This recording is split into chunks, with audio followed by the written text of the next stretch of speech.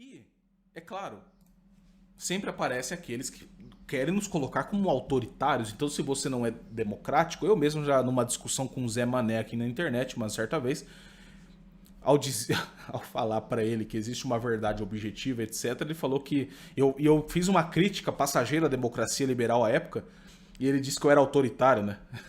Que eu era fascista, alguma coisa assim.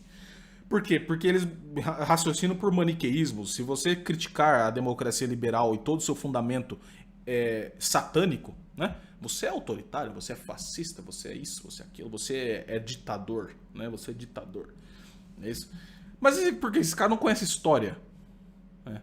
Os caras não conhecem realmente as teorias políticas e a prática política tradicional. E nós devemos recorrer, então, por exemplo, a Platão.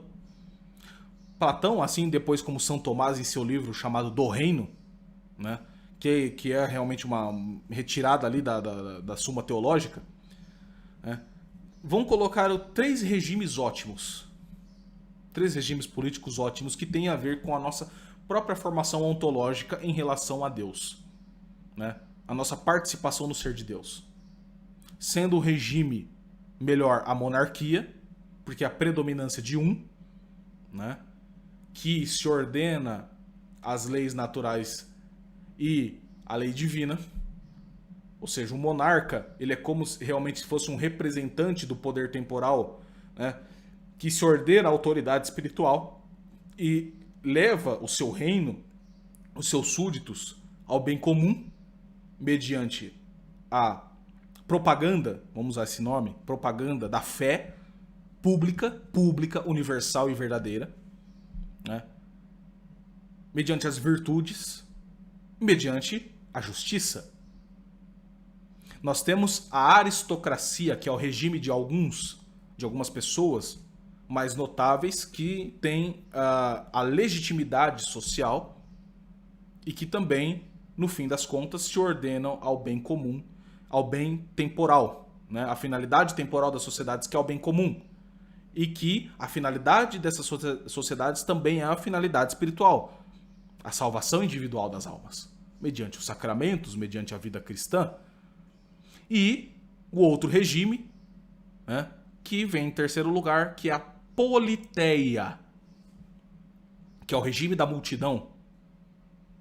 E São Tomás, com muita sabedoria, defendia o regime misto, que, ao meu ver, é um regime assim mais racional. Né?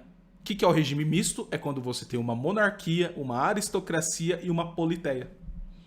Mediante as autonomias locais, as estruturas de poder descentralizadas no sentido cristão, né? E você tem os três regimes ótimos no único regime. Que é a teoria mais assim bela que eu já li, é a teoria racional. O regime misto de São Tomás. Uma monarquia, uma aristocracia e uma politeia. Mas que esses três regimes ótimos poderiam culminar em suas corrupções.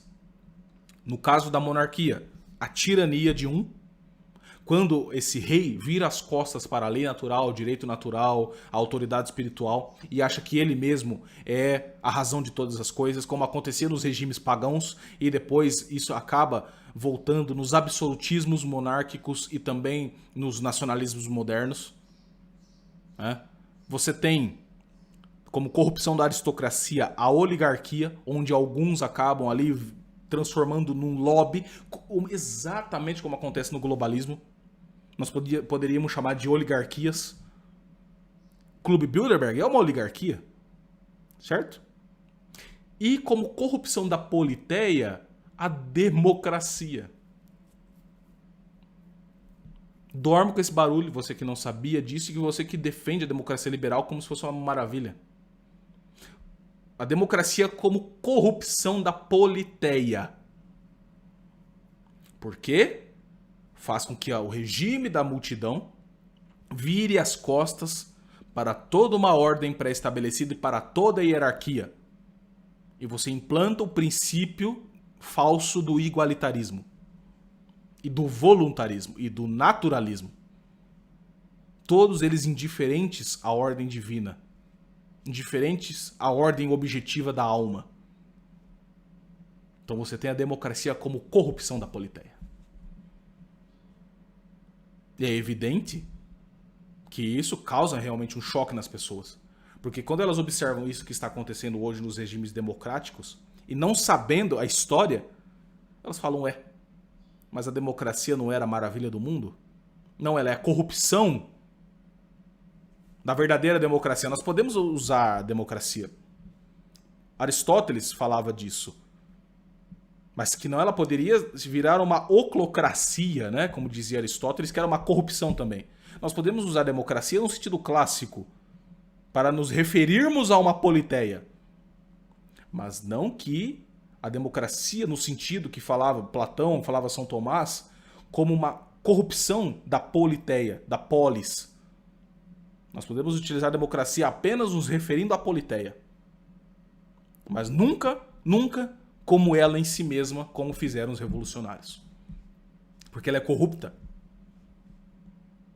Estou diante do que fala, do que li aqui do padre Agostinho Rosselli, diante desses argumentos que eu estou colocando aqui, né, de tudo que está sendo demonstrado, você começa a maquinar melhor, a tomar a engolir essa red pill de que a democracia tão acreditada por nós modernos, e isso eu me incluo, né, é falso. É falso. Completamente falso, né? Completamente falso. E a democracia, ela foi ganhando, durante a história, um ranço historicista. Um ranço historicista. Daquele mesmo historicismo que vocês viram nas minhas aulas, né? Do abade cisterciense Joaquim de Fiore.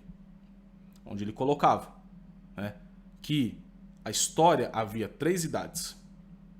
A idade do pai, simbolizada pelo Antigo Testamento, a idade do filho, simbolizada pelo Novo Testamento, e a idade do Espírito Santo, que seria a idade do amor.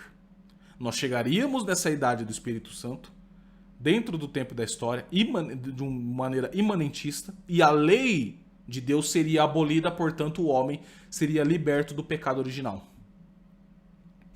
Quando o pensamento de Joaquim de Fiore, que acaba resultando no milenarismo, aí você tem esses doidinhos hoje na internet dizendo datas e mais datas de quando o mundo vai acabar e quando Jesus vai voltar. Isso é puro efeito do Joaquim de Fiore. Isso não tem nada de cristão, tudo bem?